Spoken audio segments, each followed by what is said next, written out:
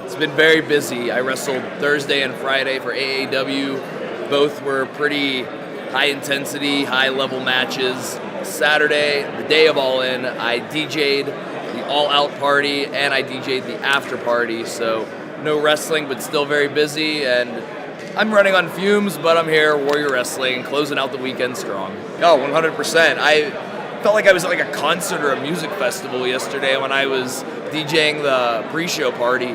I've never seen this kind of gathering of wrestling fans. Outside of like WrestleMania weekend, I've never seen this kind of like communal vibe for a single wrestling show, an independent wrestling show, no less.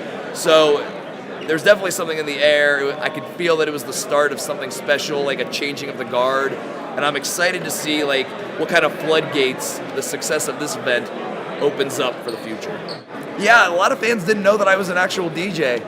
But yeah, it's not just a gimmick. I could get down on the ones and twos, and it was a lot of fun, man, for sure. Yeah, I met Pat Monix a couple years ago. He started coming to the Lucha Libre classes that I was doing in Chicago, and I started seeing him on local shows. First thing I noticed right away was the guy's hungry. He's got a good attitude. He wants to improve. He wants to get better.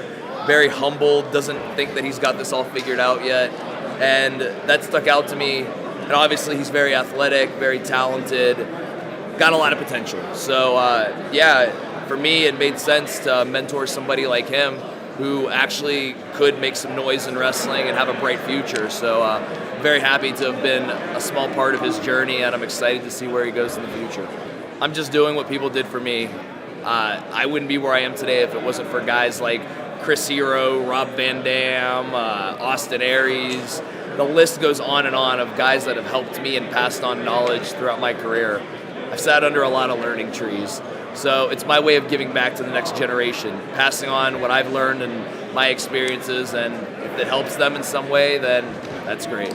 I'm forever the student, man. Like, I like being coached. I think that I do better when I have a good coach, and lately I've been training with an old school luchador named Discovery. He wrestles here in the Chicago scene, but he used to wrestle in AAA back in the 90s. The guy made his pro debut when it was 1980. I wasn't even born yet, so the guy's been wrestling longer than I've been alive. And I like having that old school type of training, old school way of thinking that he brings to the table. And yeah, right now I would say he's definitely a mentor. The promoter, Steve, sent me an email. It was strange because the email came about 7 or 8 months before the show. I'm not used to getting booked for a show that early in advance.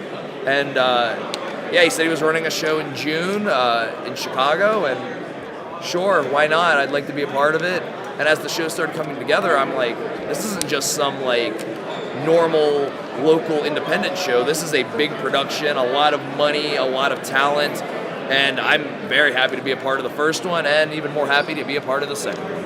Well, I'm making my debut with Pro Wrestling Guerilla in a couple weeks, the Battle of Los Angeles. So yeah, an immediate goal right now is just to impress everybody at Bola and be one of the guys that all the fans are buzzing and talking about when the show's over.